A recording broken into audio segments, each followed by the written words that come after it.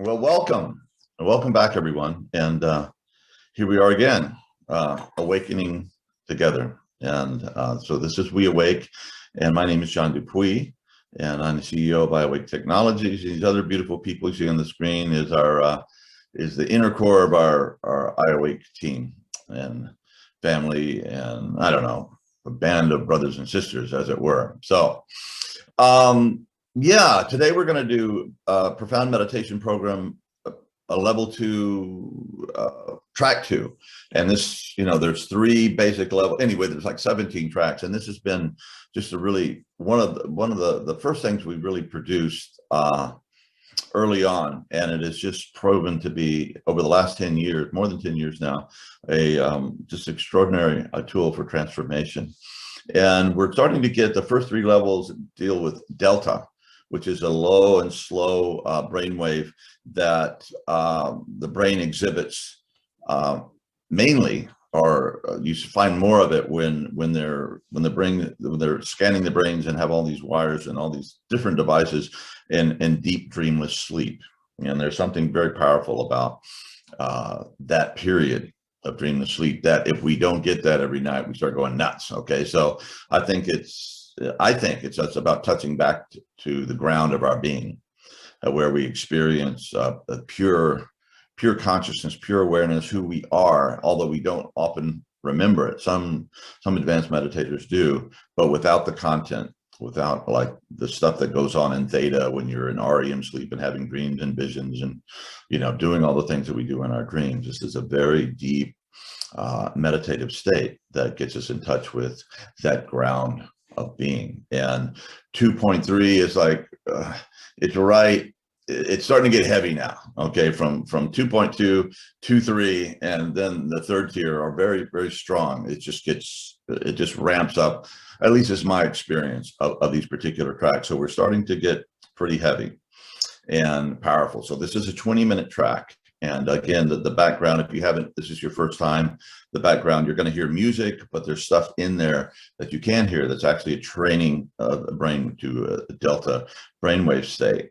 And, and to put that in the context of where we are now, I just, a friend, Dr. Bob Weathers, texted me a couple of articles saying that about half the workers in the United States, just workers, not just health workers or healthcare workers, but the workers in the United States are suffering from mental disorders and during this pandemic period. And conversely, the opioid overdoses has gone way up. Okay, so I think unless you're just just a blissed out introvert who meditates a bunch of hours every day, you probably find this is really hard. This is a really difficult period and difficult time. So what I suggest that we just put our hearts and minds on the ground of being today. Okay, that deep state, and that's one of the things that I tell folks over the years, that when you're doing depth work and you're going into the deepest parts of the psyche, you get to the part where it's just it's that pure bliss, that pure awareness, that everything arises from moment to moment, from the Big Bang onward, and God knows what was happening before that. I certainly don't.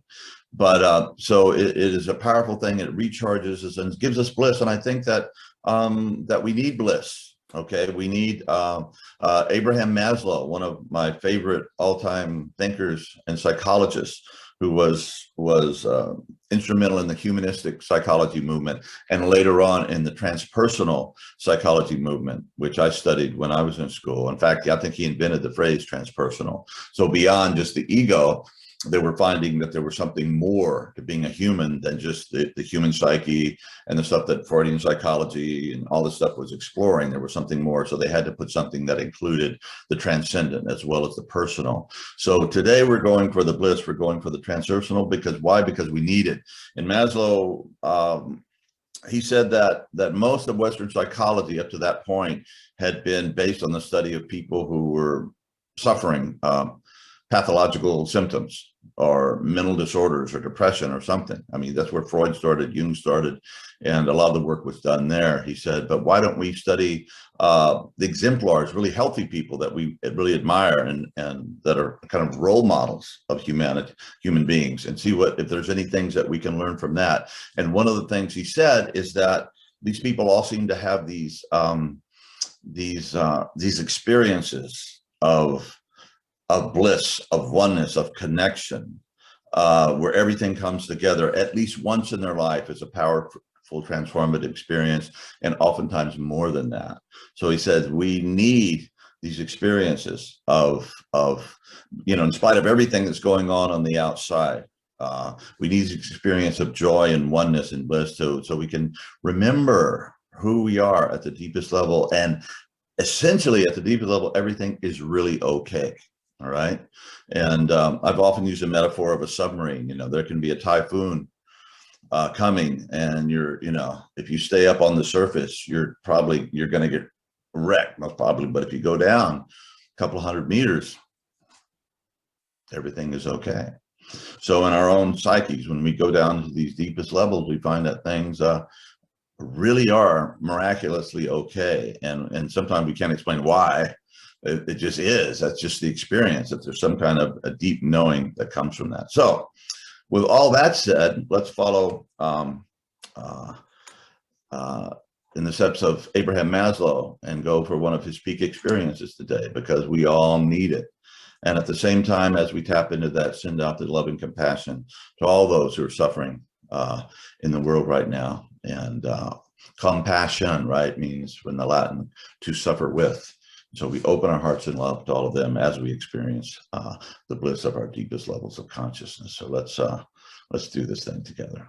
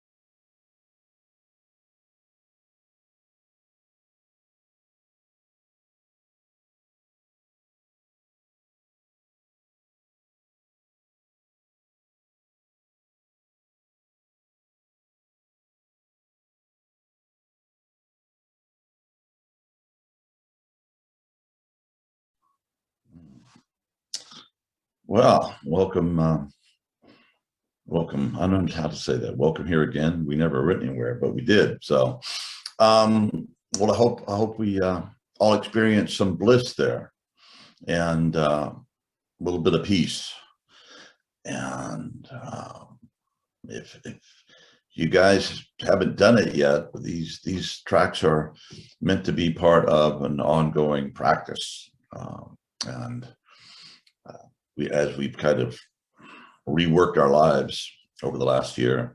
Some of us have really, we've gotten to pay attention to doing things that maybe we didn't do before. And what I find for myself is what works is getting up early. And the good news is I'm a morning person. So I like getting out of bed, and it's really nice before everybody's awake. My wife and my dog are still asleep. And I get up and I make my tea and I put on the coffee for Pam, and I wake the dog up to go outside and do her stuff. Anyway, you don't need to know all the details, but I do my little thing, and then I have my chair in this room that is our dedicated study and meditation room, and there I begin to meditate. I try to meditate an hour a day.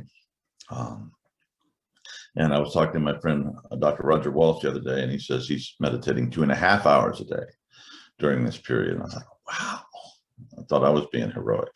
But anyway, and what I do is after about an hour of meditation, I will get whatever book I'm working on at the time.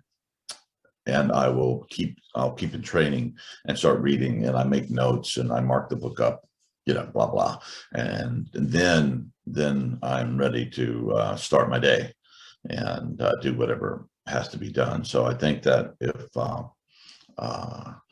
you develop that practice, it would change your life forever. It's just, I was talking to another friend, and he was talking about this.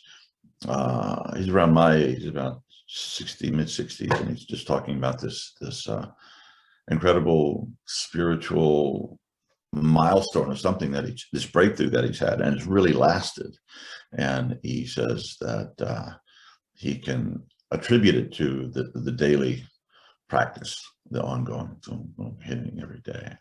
And another thing, kind of off the subject, that I practice my music a lot, and I'm a guitar player and sing and this sort of thing, play lead, the blues, this sort. But I've gone back and started learning Beatles songs. Okay, about every 5 years I have to go back and rediscover the Beatles. This time I'm learning them, of course, with YouTube and all. You can learn them, and I'm singing them at the pitch that the Beatles sang them in. And when I was youngster, I left home at an early age, and I spent quite a few years basically on the streets with the guitar singing to people. Okay, long story, but I never had microphones, so I had just developed this really powerful, strong voice, and I just thought, hey, I just got a powerful, strong voice. I was born for that. Well, no, it's because I was singing so much every day. And then when I got away from that, I came back and I started trying to sing. They're like, it's hard. So I'm back singing with the Beatles. I'm sure they're all thrilled for that. But the one thing that, say all that to say this, song I'm learning, it's Wah Wah by George Harrison from his first album, All Things Must Pass. And if you haven't heard it, it's a classic. It holds up beautifully. It's a wonderful album. And there's a line in there that he says, and I know how beautiful life can be, I think. And then the following line, if I keep myself free. And that's the tagline there, if I keep myself free. He was a very spiritual man, and he had his struggles with drugs and depression and all this stuff. If I keep myself free, and that's how we keep ourselves free spiritually and emotionally, is through our practice. And if we don't do that, it's hard. And the rub there is it takes discipline to be free. Free is not just doing whatever you want. Free is being free of whatever's keeping you from being happy, whatever's keeping you from being blissful, whatever's keeping you from being the person that you're supposed to be. So those things can be worked with, confronted, invited, make friends with the dragons, embrace the darkness, because that's the path to integration into the light. So yeah, we're still in the middle of this thing, and I know we're all feeling that it should be over. It really should be over, but it ain't.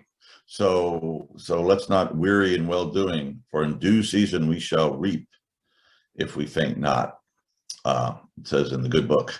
So anyway, it's been a pleasure, a deep pleasure, and thank you for making me show up and do this meditation. And I know it's good for all of us here at WeAwake. So we thank you for being present, and tell your friends and your neighbors and anybody else who think could benefit from meditating together to join us. And we love you, and thank you for being here. And we, God willing, universe willing, God is willing, however you want to put that, we will be here next time also to continue our unity practice together. So God bless them. Thank you. I hope.